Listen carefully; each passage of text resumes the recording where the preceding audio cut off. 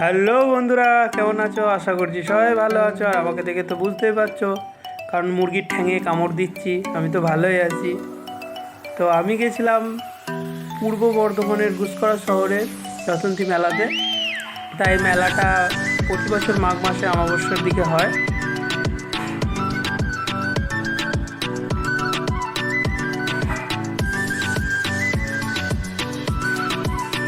এটাই মায়ের মন্দির, রতন্তী মায়ের।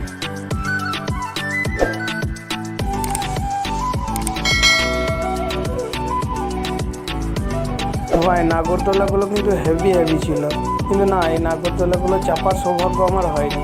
কারণ আমি যদি এই নাগরদোলাগুলোয় চাপতাম তাহলে আমার পুরো মাল একদম পেটের মুখ দিয়ে বেরিয়ে চলে আসতো। তাই ওই ভয়ে আমি চাপতে নেই, ওই নিচে ভিডিও করতে আমি ব্যস্ত ছিলাম ভাই। ফুচকা খাওয়াতে যেন নয় ভাই, পুরো যুদ্ধ করা মনে হচ্ছিল। তো কোনো রকমের ফাঁক দিয়ে ঢুকে পাতা বাড়িয়ে দিলাম।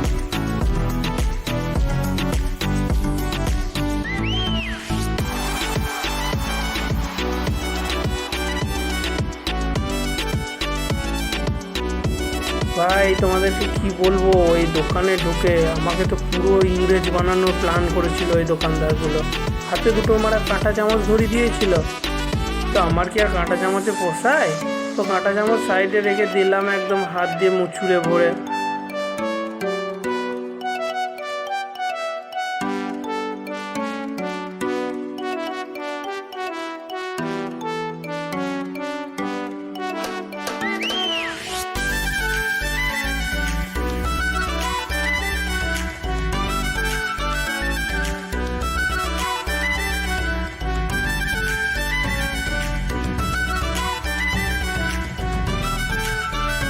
হাতে চলে এলো জিলাপি, আর একদম দিলাম এই জিলাপিতে আমি আমার দাঁত বসিয়ে একদম।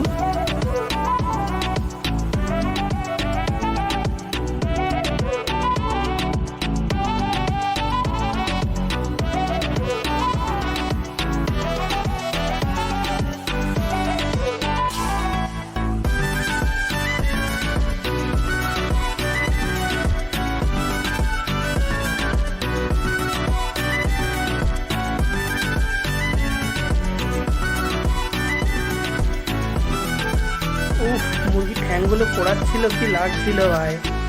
তো আমিও আর লোভ সামলাতে পারলাম না। তো চলো এবার সত্যি কথাটা তোমাদেরকে বলে ফেলি।